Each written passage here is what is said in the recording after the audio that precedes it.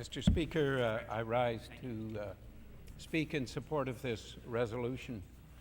I think it is timely and fitting that we provide support to members of the Canadian Armed Forces and to recognize the achievements and the contributions that the members of our armed forces have made over many, many years. We often think back to the contributions in the First World War, the major battles where Canadian forces were tested, and in some ways it was a demonstration of the commitment, the expertise and the skill and the ability of the Canadian forces, which during the First World War, which brought the Canadian forces and Canada to prominence internationally. The Second World War, from Dieppe, Juno Beach, to Anzio, to the liberation of the Netherlands, to work in Canada on the British Commonwealth Air Training Plan, which trained more than 130,000 Air Force personnel and almost 50,000 pilots. And of course, in the Pacific, at Hong Kong and elsewhere. Canadian contributions during the Second World War were major. The Korea War is often not given as much prominence as it should have, but Canadian forces played very important roles in the Korean War. Indeed, the role of the Canadian forces was outlined in a book launched last year, which was written by Wan Jae Song and Olivia Do and launched here in Winnipeg. There were 26,000 Canadian soldiers involved. There were 516 who died in Korea. And the Battle of Kapyong, which to some extent we have celebrated with the naming of Kapyong Barracks here, was a very important turning point in the Korean War. And it was a battle in which the Princess Patricias played a very important role. And so it is important to recognize this and to understand, as Manitobans, as Winnipeggers, and as Canadians, the important role that was played by the Princess Patricias in that battle. And there were contributions through the Canadian Navy as well, important contributions.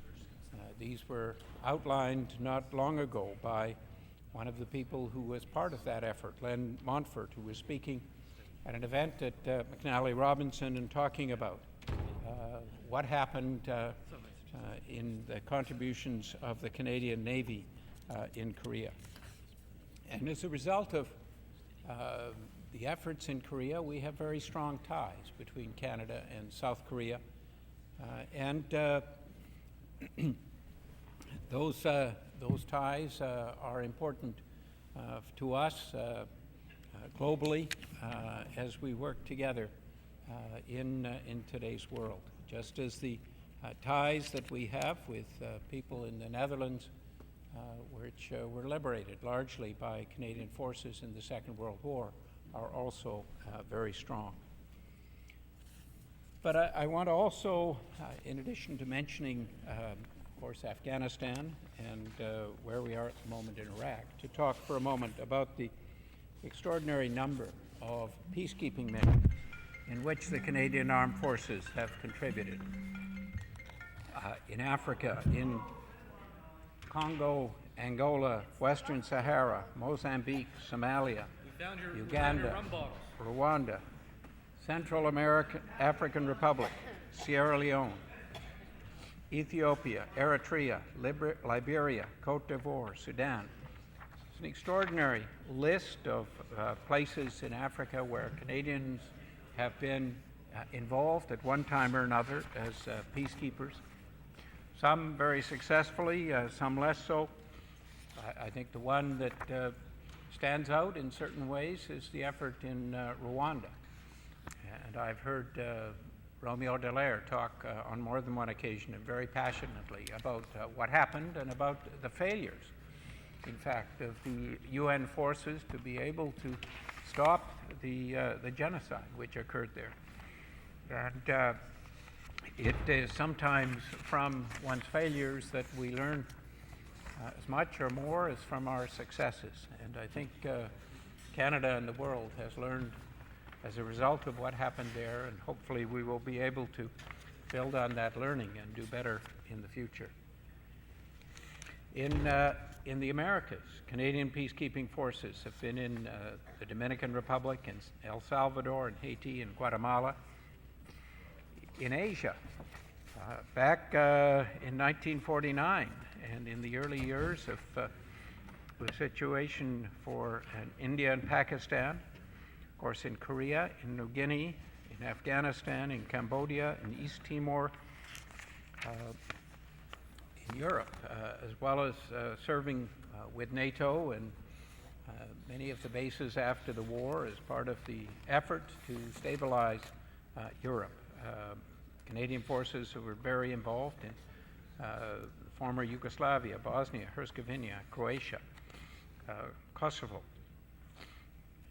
in the Middle East, of course, in Cyprus, in Lebanon, in Yemen, in the Sinai, Iraq, and so on.